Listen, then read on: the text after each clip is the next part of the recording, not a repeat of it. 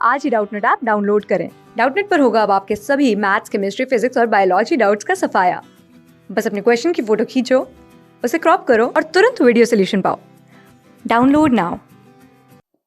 नमस्कार मित्रों, स्वागत है आप सबका डाउटनेट में। और आज का हमारा जो बाल विकास मनोविज्ञान का प्रश्न हमारे समक्ष है, वो कह रहा है कि निम्नलिखित में से स्मरण करने की कौन सी विधि है।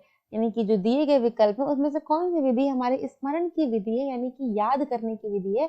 और जो विकल्प हमारे दिए गए हुए हैं, तो जो हमारा पहला विकल्प दिया गया हुआ है वो कह रहा है कि मिश्रित विधि, दूसरा विकल्प कह रहा है कि विचार सहचर्य विधि, तीसरा विकल्प कह रहा है 1 और 2, और चौथा विकल्प कह रहा है इनमें से कोई नहीं। तो देखिए, आपकी जो स्मरण करने की विधि है, यानी कि इसे हम कह सकते हैं याद करने, यानी कि जो कुछ आपने पढ़ा लिखा, जो कुछ भी आपने देखा, जो कुछ भी आपने सुना, उसे अपने दिमाग में हम कहीं जब संग्रहित करते हैं, हम उसे जब अपने दिमाग में कहीं संग्रहित करते हैं, तो हम कहते हैं कि हम उसे स्मरण कर रहे हैं या उसे हम याद कर रहे हैं। ठीक है, तो इस प्रकार से जो स्मरण करने की हमारी विधियां होती हैं, वो उसमें कौन कौन सी विधि होती है, उसमें हमारी विचार की विधि होती है, विचार सहचर्य की विधि होती है।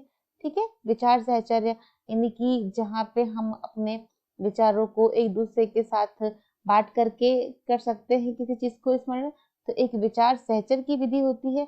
और दूसरा हमारा होती है मिश्रित विधि होती है। कौन सी विधि होती है? मिश्रित विधि होती है।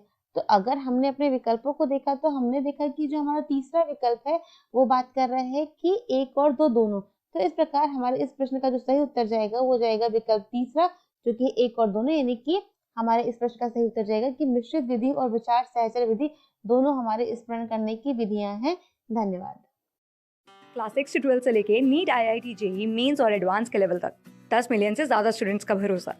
आज ही डाउनलोड करें डाउटनेट ऐप या व्हाट्सएप कीजिए अपने डाउट्स 8400 400 400 पर।